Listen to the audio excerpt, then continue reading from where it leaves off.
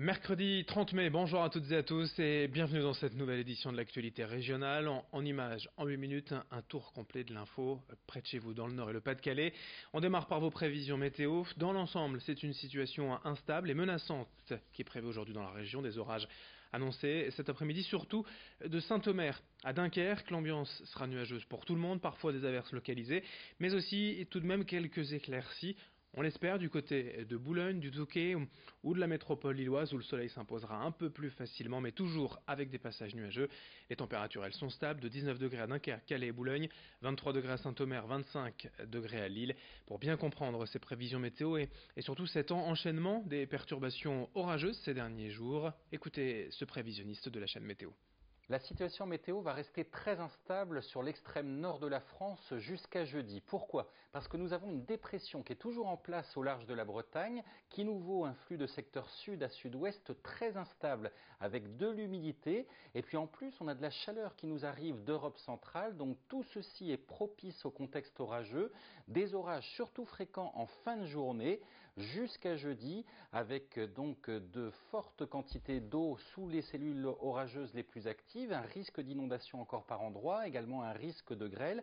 Et puis la situation météo devrait quand même un petit peu s'améliorer à l'approche du week-end, avec l'anticyclone qui commencera à regonfler un petit peu, donc moins d'orages, plus d'éclaircies, des conditions plus sympathiques pour le week-end. Toujours à propos du temps, notez cette nouvelle alerte à la pollution dans le Nord et le Pas-de-Calais selon le service Atmo Hauts-de-France. En conséquence, due à cet épisode de pollution aux particules fines, la vitesse est limitée aujourd'hui.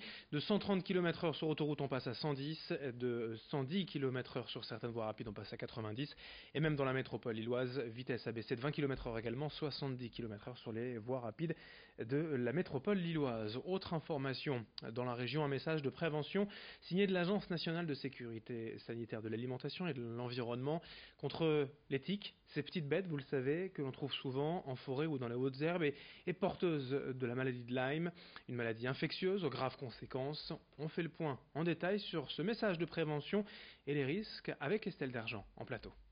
Avec le retour des beaux jours, certains d'entre vous vont en profiter pour faire des balades dans la nature, en forêt, pourquoi pas, ou dans les parcs. Mais soyez vigilants aux tiques qui transportent la maladie de Lyme. D'ailleurs, selon les dernières données du réseau Sentinelle, en 2016, 55 000 personnes ont été touchées par cette maladie. Alors la maladie de Lyme, elle peut provoquer des troubles articulaires ou neurologiques. Elle n'est pas contagieuse, elle est uniquement transmise par les tiques qui sont infectées à hauteur de 5 à 25% d'entre elles. Cette maladie est difficile à identifier car elle possède les mêmes symptômes que d'autres maladies, la maladie d'Alzheimer par exemple ou encore la sclérose en plaques. Alors que faire pour s'en prémunir? Eh bien déjà, lorsque vous faites vos balades en forêt, n'hésitez pas à porter des vêtements longs par exemple, et puis après chaque sortie à risque, n'hésitez pas à bien regarder sur votre corps, à fouiller pour trouver ces éventuels tiques et les retirer très rapidement à l'aide d'un tire-tique que vous trouvez tout simplement en pharmacie. Et si dans le mois qui suit la piqûre, une plaque rouge se forme, une plaque rouge en forme d'anneau, eh bien n'hésitez pas dans ce cas à consulter votre médecin. On enchaîne avec le grand angle de la rédaction à l'Institut Cœur-Poumon du CHRU de Lille. Une prise en charge spécifique est désormais proposée aux patients pour les examens cardiologiques. Une nouvelle unité ambulatoire permettant de ne rester qu'une journée à l'hôpital.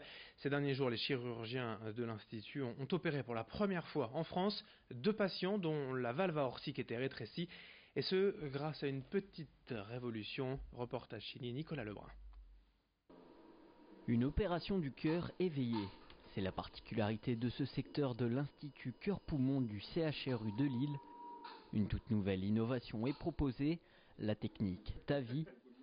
Le principe, remplacer la valve par voie percutanée en passant par l'artère axillaire, sans réaliser d'ouverture chirurgicale. Une petite prothèse vient ainsi se placer dans le cœur. Cette patiente vient de se faire opérer. Quelques minutes après son retour en salle de repos, le premier ressenti est positif. Pas fatiguée, pas stressée, ça s'est très bien passé et j'ai été agréablement surprise parce que je n'ai pas eu mal du tout. Je pensais que ça serait pire. J'ai trouvé une amélioration importante au niveau du souffle. Voilà, tout à fait. Mais alors j'ai rien ressenti, aucune douleur suite à vos interventions. Cet autre patient a été opéré il y a une semaine. Il avait déjà été opéré par le passé à cœur ouvert. Cette fois, l'impression est tout autre. Vous voyez la différence entre une intervention à cœur ouvert, on va dire, et Mais totalement, ce qu'on peut faire totalement, ouais.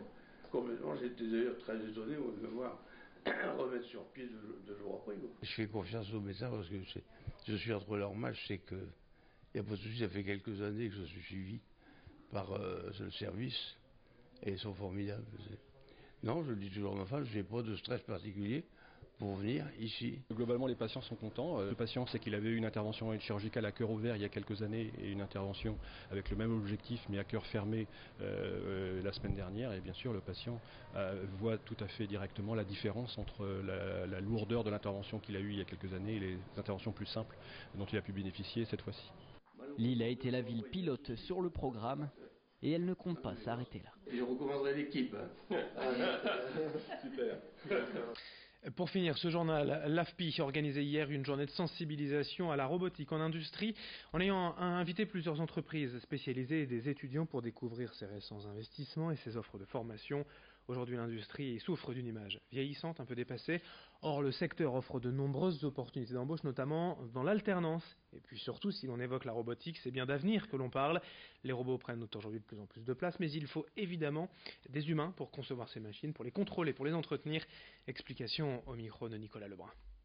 Ce qui m'intéresserait dans la robotique, c'est l'avenir en fait. Du coup, pour trouver du travail, c'est beaucoup plus intéressant. Les entreprises évoluent énormément et du coup, on se retrouve à avoir beaucoup de technologies qui ne sont plus adaptées à un simple BTS maintenance. Et du coup, une licence maintenance robotique serait géniale. Parce qu'on a vite remplacé la personne humaine dans les entreprises par des robots, car elle fait beaucoup moins d'erreurs. Ça donne énormément envie, voir des machines faire des mouvements humains aussi, même plus précis que l'humain est génial en fait. On se retrouve à manipuler des petites pièces, des petits morceaux de pièces pour les incuber dans d'autres pièces et c'est vraiment génial quoi. Fin de ce journal, dans un instant à suivre, vos prévisions météo complètes et un point complet sur l'actualité dès le prochain quart d'heure. Très belle journée à toutes et à tous, ensemble évidemment.